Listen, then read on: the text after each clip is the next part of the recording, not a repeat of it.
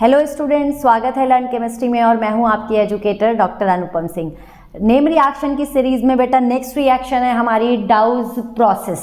Douse process एक वो process होती है जिसमें हम क्लोरोबेंजीन से फिनॉल बनाते हैं। तो क्लोरोबेंजीन से फिनॉल बनाने की ये रिएक्शन होती है और रिएक्शन में जो रिएजेंट होता है वो हम NaOH लेते हैं। जो बेसिक रिएक्शन है वो ये है, मतलब कि अगर हम सिंपल एक ये ले रहे हैं, आपका हेलोएरीन ले रहे हैं, यानी कि क्लोरोबेंजीन ले रहे हैं और इसके ऊपर रिएक्शन NaOH की करा रहे हैं, तो यहाँ पर जो टेम्परेचर होगा वो 673 केल्विन होगा और जो प्रेशर होगा वो 300 atm होगा। These are the reaction condition of Dow's process. उसके बाद हम इस पर HCl की रिएक्शन कराएंगे, मतलब एसिडिक मीडियम में रिएक्शन कराएंगे, तो जो इंटरमीडिएट होता है उसका एसिडिफिकेशन हो जाता है और फिर हमको फाइनली क्या मिल जाता है बेटा, फिनॉल मिल जाता है। तो हम क्लोरोबेंजीन से फिनॉल बना सकते हैं। चलिए इस रिएक्शन की मैकेनिज्म देखते हैं। इस रिएक्शन में क्या हुआ, हमने आपको पता है क्लोरोबेंजीन ली, ठीक है, और क्लोरोबेंजीन पर सबसे पहले हम बेस की रिएक्शन कराएंगे। जब हम बेस की रिएक्शन कराएंगे तो बेस क्या करेगा, इस हाइड्रोजन को एब्स्ट्रैक्ट कर लेगा, इस हाइड्रोजन को निकाल लेगा रिंग में से, और ये हाइड्रोजन जब यहाँ से निकल जाएगी तो यहाँ पर क्या आ जाएगा बेटा, एक नेगेटिव चार्ज आ जाएगा, क्योंकि ये अपने इलेक्ट्रॉन तो यहीं छोड़कर गया है ना, रिंग पर ही ये अपने इलेक्ट्रॉन यहाँ छोड़कर गया है, तो ये इलेक्ट्रॉन यहाँ शिफ्ट हो जाएंगे क्योंकि ये Cl यहाँ से निकल जाएगा, राइट। ये निकलने के बाद यहाँ पर ट्रिपल बॉन्ड बन जाएगा, ये ट्रिपल बॉन्ड बन गया। एक तो ये बॉन्ड था ही बेंजीन का, कार्बन और कार्बन के बीच में दो बॉन्ड और आ गए, ओके। ये वाली जो कंडीशन है, ये जो कंपाउंड बना है ना, ये जो रिएक्शन इंटरमीडिएट बना है, इसको हम कहते हैं बेंजाइन। तो आप बेटा याद रखेंगे बहुत इंपॉर्टेंट बात कि जब भी डाउज प्रोसेस आप करते हैं, क्लोरोबेंजीन से फिनॉल बनाते हैं डाउज प्रोसेस में, तो वहां पर जो रिएक्शन इंटरमीडिएट होता है वो बेंजाइन होता है, राइट। अब इस बेंजाइन पर आप किसी बेस की रिएक्शन कराएंगे। जब इस बेंजाइन पर बेस की रिएक्शन कराएंगे तो जो बेंजाइन में जो ये आपको पता है कि ये स्टेबल तो नहीं है, जो ये इलेक्ट्रॉन यहाँ पर आए हैं, जो शिफ्ट हुए हैं, ये वापस जाने की टेंडेंसी रखते हैं। तो ये क्या करेंगे, ये वापस चले जाएंगे और OH ग्रुप वापस से Cl वाली जगह पर आकर अटैच हो जाएगा, राइट। अब ये जब OH ग्रुप यहाँ पर आकर शिफ्ट हो गया, यहाँ पर आकर लग गया, तो अब क्या होगा, इस H का, जो ये वाला H है, इसका हो जाएगा प्रोटॉन ट्रांसफर।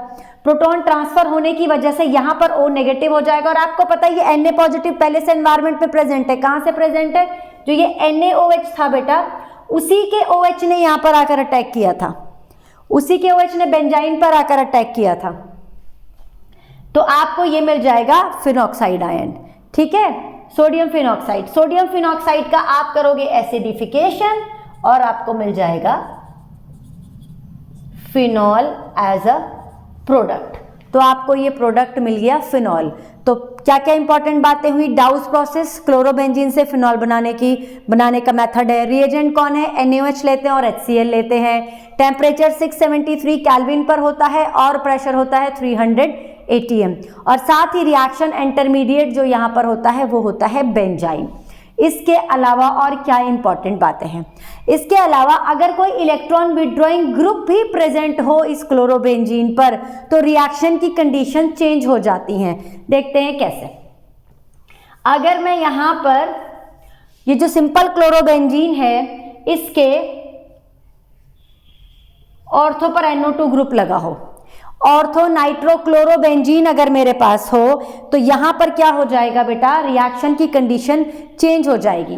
और अगर पैरा पर भी प्रेजेंट हो तो अब यहां पर दो NO2 ग्रुप हो गए हैं तो रिएक्शन होनी और आसान हो जाएगी।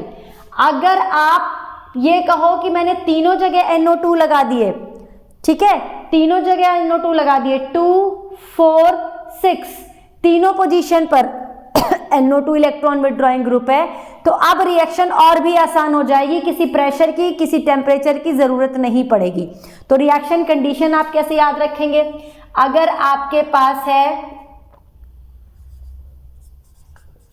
पैरानाइट्रोबेंजीन, अगर आपके पास पैरानाइट्रोबेंजीन है तो आप NaOH के साथ रिएक्शन कराओगे और टेम्परेचर होगा 443 केल्विन, ठीक है, आपको मिल जाएगा यहाँ पे वेयर इज डस्टर, आपको बेटा यहां पर मिल जाएगा फिनॉल, यहां पर आपको मिल जाएगा फिनॉल, नाइट्रो डेरिवेटिव मिल जाएगा इसका फिनॉल का।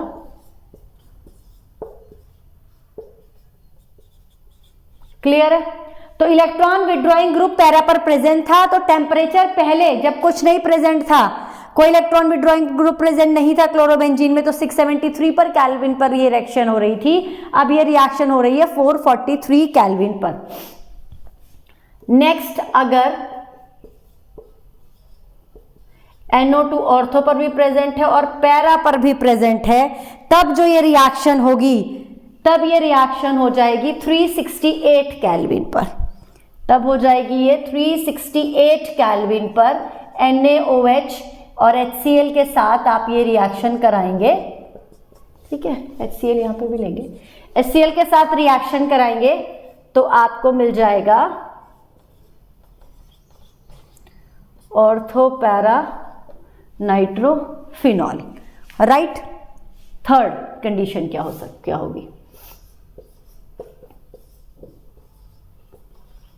2, 4, 6 तीनों पोजीशन पर NO2 प्रेजेंट है, तब क्या होगा? तब आप सिर्फ इसे वार्म H2O के साथ रिएक्ट कराएंगे, आपको डिजायर्ड प्रोडक्ट मिल जाएगा बेटा। 3 जगह NO2 ग्रुप जुड़े होने की वजह से रिएक्शन कंडीशन बहुत आसान हो जाएंगी। अब आप वार्म H2O के साथ इसको रिएक्ट कराओगे तो आपको फिनॉल मिल जाएगा। तो अगर इलेक्ट्रॉन विड्रॉइंग ग्रुप रिएक्शन में प्रेजेंट होता है तो जो कंडीशन है रिएक्शन की वो इजी हो जाती हैं, आपको आराम से डेरिवेटिव मिलने लगता है। लेकिन अभी हमने ऑर्थो पैरा पर ही इलेक्ट्रॉन विड्रॉइंग ग्रुप लगाए हैं, लेकिन अगर ये जो NO2 है वो मेटा पर प्रेजेंट हो, मेटा पर प्रेजेंट हो तो कोई फर्क नहीं पड़ेगा रिएक्शन में। ऐसा क्यों? ये इंपॉर्टेंट है, ये पूछता है कि अगर मेटा पर प्रेजेंट है तो कोई चेंज क्यों नहीं हो रहा है, तब आपको इसी कंडीशन में रिएक्शन करानी पड़ेगी। उसका रीजन क्या है? आपको पता है कि जो Cl है ऑर्थो पैरा डायरेक्टिंग ग्रुप है, इलेक्ट्रॉन एक्सक्यूज मी, इलेक्ट्रॉन की जो डेंसिटी होती है इस केस में, क्लोरोबेंजीन के केस में, वो ऑर्थो और पैरा पर ही ज्यादा होती है, क्योंकि ऑर्थो पैरा डायरेक्टिंग ग्रुप है। जब आप इसके रिजोनेटिंग स्ट्रक्चर बनाते हो तो आपको क्या मिलते हैं बेटा? ऑर्थो और पैरा पर ही इलेक्ट्रॉन डेंसिटी ज्यादा मिलती है। एक ये मिलेगा आपको, एक बार आपको ये मिलने वाला है। ठीक है, ऑर्थो और पैरा पर ज्यादा मिलेगी इलेक्ट्रॉन डेंसिटी। तो ऑर्थो और पैरा पर जब इलेक्ट्रॉन विड्रॉइंग ग्रुप लगेगा तो वो इस एनायन को स्टेबलाइज कर देगा। स्टेबलाइज होने की वजह से आसानी से ये प्रोडक्ट में कन्वर्ट हो जाएगा। लेकिन अगर मेटा डायरेक्टिंग ग्रुप होगा तो मेटा पर तो इलेक्ट्रॉन डेंसिटी ज्यादा है ही नहीं, स्टेबलाइजेशन का कोई फर्क पड़ेगा ही नहीं। फर्क नहीं पड़ेगा तो कंडीशन भी चेंज नहीं होगी। राइट, तो ये बात समझ में आई। डाउस प्रोसेस क्लोरोबेंजीन से फिनॉल बनाने की प्रोसेस है। बेंजाइन रिएक्शन इंटरमीडिएट होता है और डाउस प्रोसेस में अगर इलेक्ट्रॉन विड्रॉइंग ग्रुप प्रेजेंट होता है क्लोरोबेंजीन पर, वो भी ऑर्थो और पैरा पोजीशन पर, बिकॉज जो क्लोरोबेंजीन है वो ऑर्थो और पैरा डेरिवेटिव ही बनाती है, ऑर्थो पैरा डायरेक्टिंग ग्रुप है। तो ऑर्थो पैरा पर अगर इलेक्ट्रॉन विड्रॉइंग ग्रुप है तो रिएक्शन की जो कंडीशन है वो आसान हो जाती हैं। और अगर 2,4,6 डेरिवेटिव अगर क्लोरोबेंजीन का है तो सिर्फ वार्म H2O के साथ हीट करने पर ही आपको क्या मिल जाएगा? फिनॉल बन जाएगा, मिल जाएगा। तो बेटा ये मैकेनिज्म है, आप इसकी प्रैक्टिस करें और कोई भी प्रॉब्लम होगी तो आप कमेंट बॉक्स में जरूर लिखेंगे। पढ़ते रहिए, ऐसे ही बढ़ते रहिए। All the best.